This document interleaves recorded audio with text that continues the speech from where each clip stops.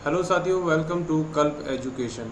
EO का exam, administrative officer का जो एग्ज़ाम एएसआरबी कराता है, उसका जो सिलेबस है उसमें सेक्शन डी को लेकर बच्चों में बड़ा ही कन्फ्यूज़न है।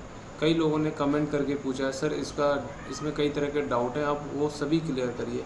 सबसे पहला तो डाउट है कि एग्ज़ाम हिंदी में आएगा कि इंग्लिश में आएगा या दोनों में आएगा, किस तरीके से आएगा ये बताइए। फिर उसका जो सिलेबस है उसको थोड़ा एलेबोरेट करके समझाइए कि किस तरीके से एग्ज़ाम में पूछे जाने हैं सवाल। तो हमारा सेक्शन डी है लैंग्वेज कॉम्प्रिहेंशन, यानी कि भाषा की समझ। इस पर 50 क्वेश्चन आने हैं, या तो हिंदी या इंग्लिश। इसका मतलब है कि या तो आपसे हिंदी में क्वेश्चन पूछे जाएंगे या इंग्लिश में क्वेश्चन पूछे जाएंगे। आप जो चूज़ करेंगे उसमें आपके लिए ये क्वेश्चंस प्रोवाइड करे जाएंगे। तो पहला पॉइंट है comprehension of language and writing ability. Exam 2014 में हुआ था और 2011 में हुआ था। तो सेक्शन डी का सिर्फ सिलेबस जो था उसमें यही था, comprehension of language and writing ability, इसके अलावा कुछ भी नहीं था। लेकिन इस बार जब ये 2021 में होना है तब इसमें 2 पॉइंट और ऐड कर दिए गए हैं, precise writing, usage and vocabulary, short essays and translation. इसके साथ साथ interpersonal skills including communication skills. तो ये 2 पॉइंट क्या हैं, इनको समझेंगे। सबसे पहले हम देख लेते हैं कि 2014 और 2011 में जो पेपर आया था, पहले वाले पॉइंट पर आधारित वो किस तरह के क्वेश्चंस थे, फिर इन पर किस तरह के क्वेश्चंस आएंगे वो भी हम समझ लेंगे। तो चलिए स्टार्ट करते हैं। देखिए, ये 2014 का पेपर है और इसमें जो है हिंदी में सबसे पहले एक पैसेज दे दिया गया है और इसमें लगभग 5 क्वेश्चन पूछे गए हैं पैसेज पर।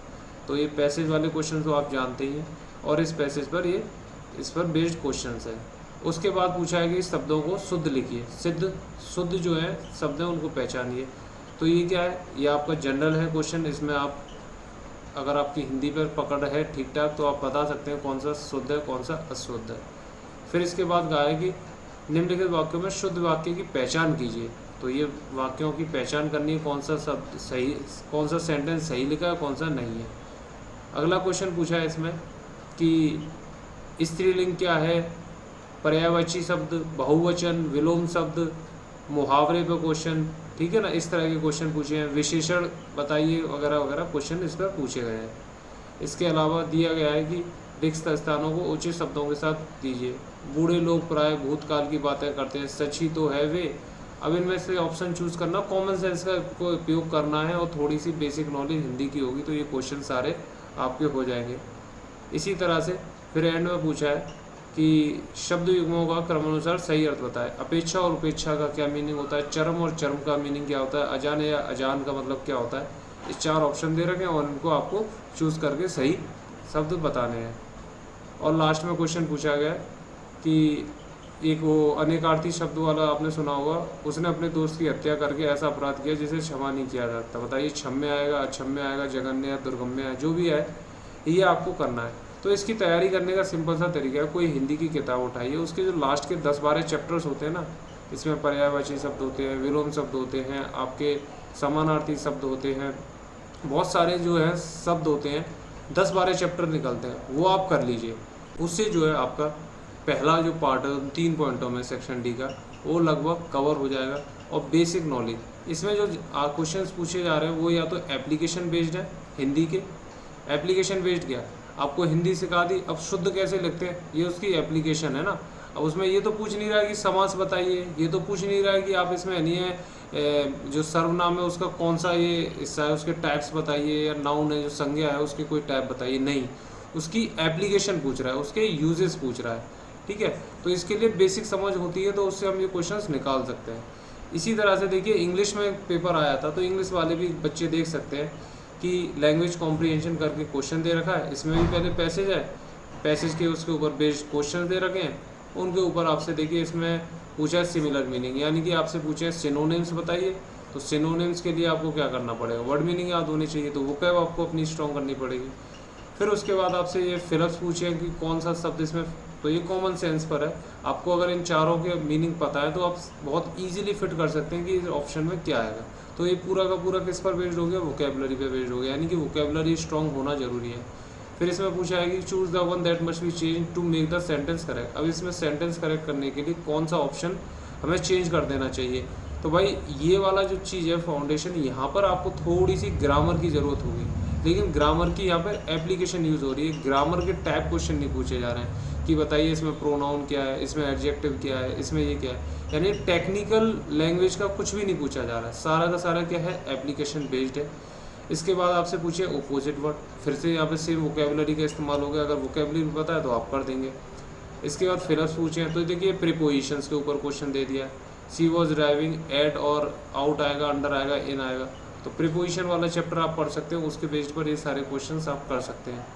तो ये हो गया सारा का सारा पूरा इस पर दे दिया है, और ये पूरा प्रीपोजिशन चल रही है इसके ऊपर। फिर इसके बाद दे रखा है कि फॉर ऑनर की जगह कौन सा शब्द यूज़ करें, ही इज डिसाइडेड टू। तो यहाँ पर थोड़े टेंस की आपको नॉलेज होनी चाहिए, और यानी ग्रामर की बेसिक नॉलेज हो, और फिर उसको अप्लाई करना अगर आप जानते हैं तो बहुत अच्छे से कर सकते हैं। उसमें कुछ लर्न नहीं करना है कि नाउन के कितने टाइप हैं, प्रोनाउन के कितने टाइप है, एडजेक्टिव के कितने टाइप है, एडवर्ब के कितने टाइप है।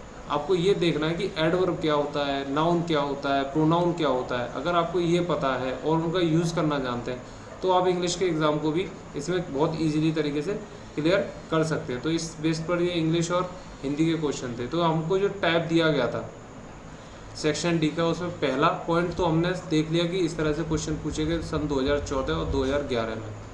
अब उसके नीचे जो दो टाइप थे इंटरपर्सनल स्किल्स के ऊपर, इसके लिए क्वेश्चंस कहाँ से मिले, क्योंकि ये इस बार ऐड करा गया सिलेबस में, लेकिन ये और एग्जाम्सों में पहले से पूछा जा रहा है। जैसे यूपीएससी के एग्ज़ाम्स में इन दोनों पॉइंटों पर क्वेश्चन आ रखा है, यूपी पीसीएस के एग्ज़ाम पर भी जो है ये क्वेश्चंस दिए जा रहे हैं। तो ये कैसे क्वेश्चंस होते हैं मैं आपको दिखा देता हूँ। देखिए, जैसे कि यूपी पीसीएस का 2019 का क्वेश्चन आया, consider the following statements regarding major functions of communication within a group of organisation.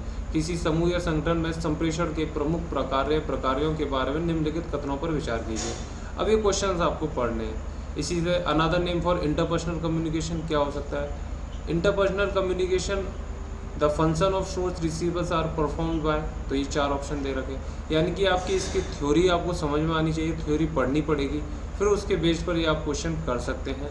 ठीक है, आपको मैं बता दूं कि ये पेपर तैयारी करने के लिए जब एग्ज़ाम नज़दीक आ रहा होगा उससे 15-20 दिन पहले मैं इसके जो स्पेशलिस्ट टीचर हैं उनसे आपकी इसकी क्लास प्रोवाइड कराऊंगा। बिल्कुल फ्री क्लास होगी, उसमें आपको बताया जाएगा। अगर आपको ये, या तो अभी आप खुद तैयार करिए, और सबसे बढ़िया ये है कि प्रीवियस ईयर क्वेश्चन जितने भी हैं यूपी पीसीएस के, उनको आप लगा डालिए।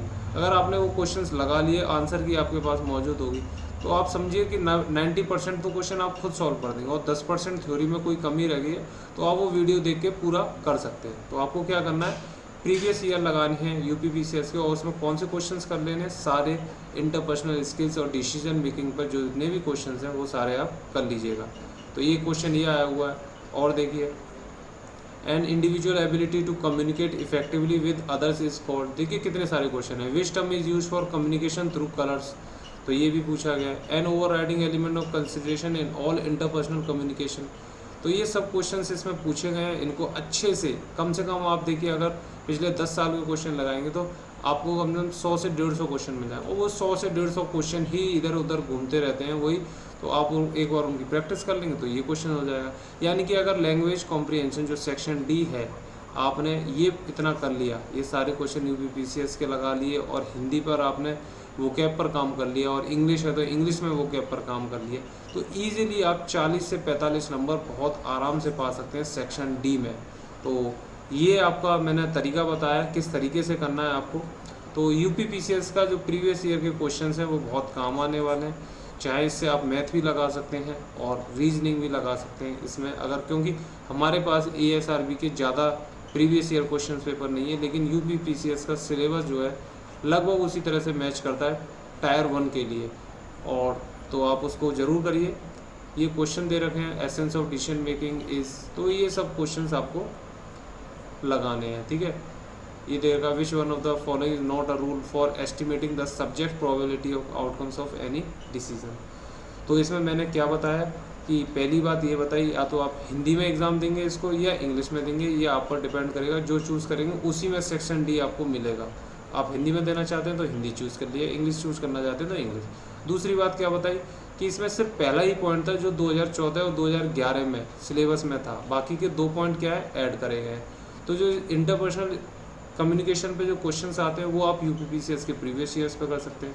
और दूसरा प्रिसाइज राइटिंग, ट्रांसलेशन वगैरह जो क्वेश्चंस आते हैं, ये कुछ नहीं है, ये छोटे छोटे पैसेज दिए जाएंगे, उसमें आपसे शीर्षक पूछ सकते हैं, टाइटल पूछ सकते हैं।